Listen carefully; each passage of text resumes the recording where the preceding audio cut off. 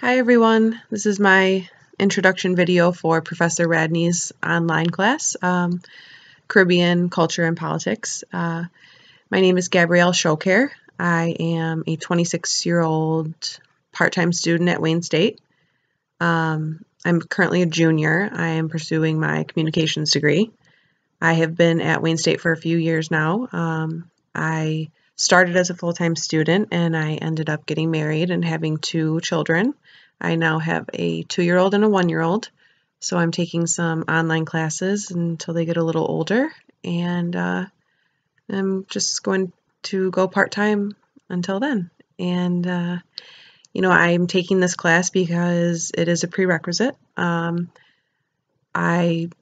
did think that this class would be interesting, and it definitely has been. It's a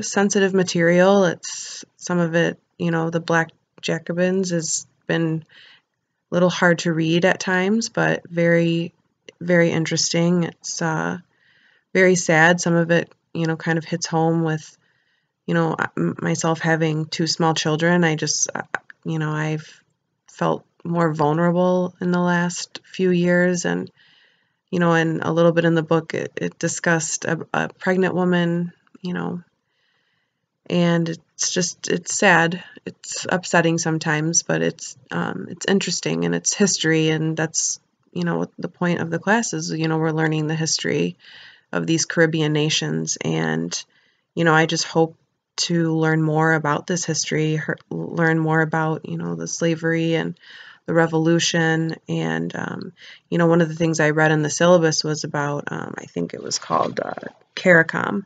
I had no idea that these Caribbean countries had, gotten together, and, it says they were, it says pursuing reparations as a development strategy.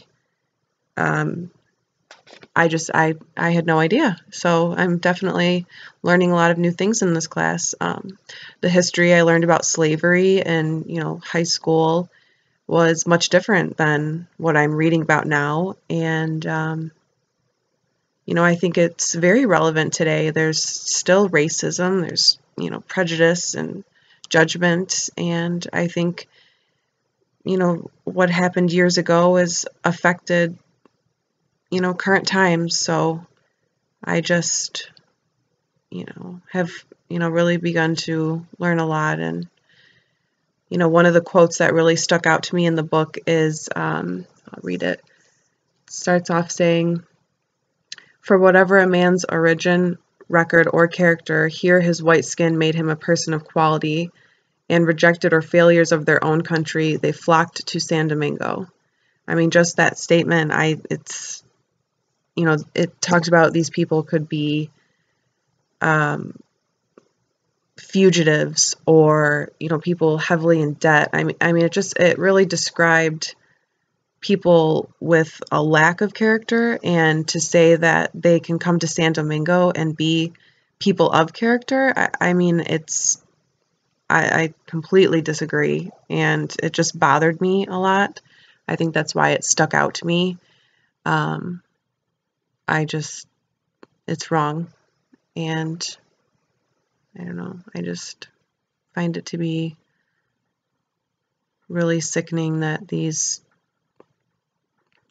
slave owners in San Domingo treated people this way, and I hope one day that there won't be racism, judgment, discrimination, and I don't know, I may sound hopeful or uneducated, or I don't know, but I hope that one day that there is peace on earth and everyone accepts each other for who they are, skin color, race, religion, culture, any of it. I come from a Christian background, and I'm married to a Muslim man, and there has been, discrimination in our marriage. Certain things have affected this, and, I think that I can personally relate to some discrimination, definitely not to the extent of what, the African Americans were going through in San Domingo, but I just hope to learn more, and I wish everyone good luck in this class, and I dragged this video on a little bit, but good luck to everyone. Good night.